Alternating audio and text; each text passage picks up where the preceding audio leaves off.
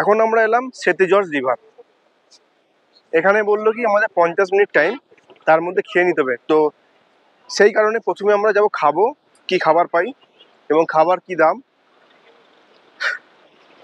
ভাত খাবো না রুটি খাবো সেটা দেখতে হবে। আর তারপরে হচ্ছে কি আমরা রিভারের দিকে যাব। চলো আগে খাওয়া দাওয়া সেরে নিই। আমাদেরকে খাবার জন্য নিয়ে এসেছে এই একটা রেস্টুরেন্ট, কি জানি কেমন নাম হবে, ডিপ গার্ডেন রেস্টুরেন্ট, কিসিং পুল, পোখাড়া।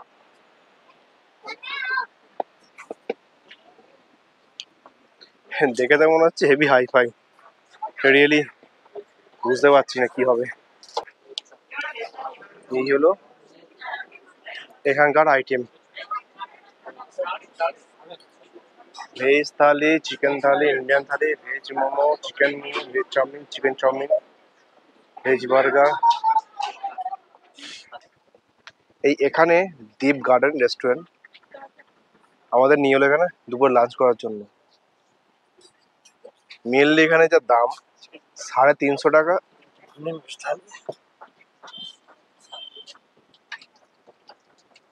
350 টাকা ইন্ডিয়ান ভেজ থালি।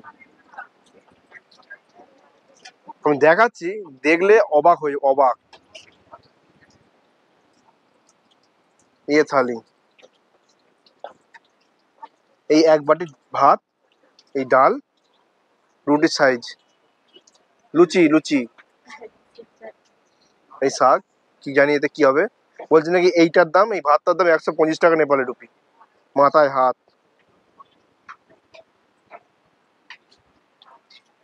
যাই হোক, এটাই খেতে হবে এখন। চলো খেয়ে নেওয়া যাক। তো মোটামুটি যেটুকু খাবার আজকে আমরা পেয়েছি, মানে 350 নেপালি রুপিতে ইন্ডিয়ান থালি, দুটো এইটুকু সাইজের মানে লুচি যেটা আমাদের হয়, বা লুচি একটু বড় যেটা কচুরি হয় সেই সাইজের দুটো রুটি, তাওয়া রুটি, এক বাটি এরম জাস্ট বাটি মাপের এক বাটি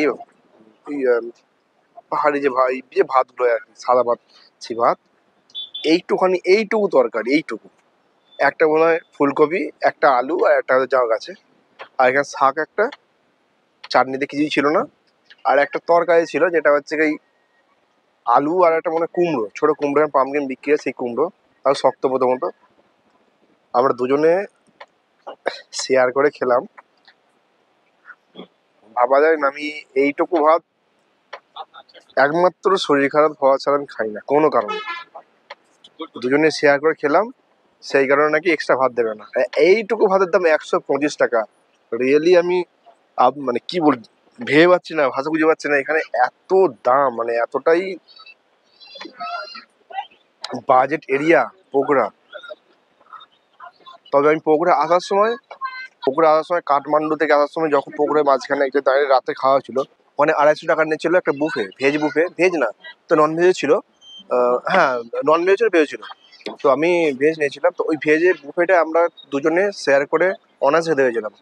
তো এখানে আমি জিজ্ঞেস করলাম এক্সট্রা ভাত তো একজনের খাবার সেটা তো দিন, তো সেটাও দেবে না। যাই হোক, চলো যেটা হয়েছে হয়েছে, বাদ দিচ্ছি। নেক্সট সেতু রিভার দেখবো এবং সেতু জর্জ আমাদের পয়েন্টটার নাম সেতু রিভার, যেটা অন্নপূর্ণা বেস ক্যাম্প, অন্নপূর্ণা পাহাড় থেকে আসছে সেই জায়গাটা, এই নদী, এটাই দেখার।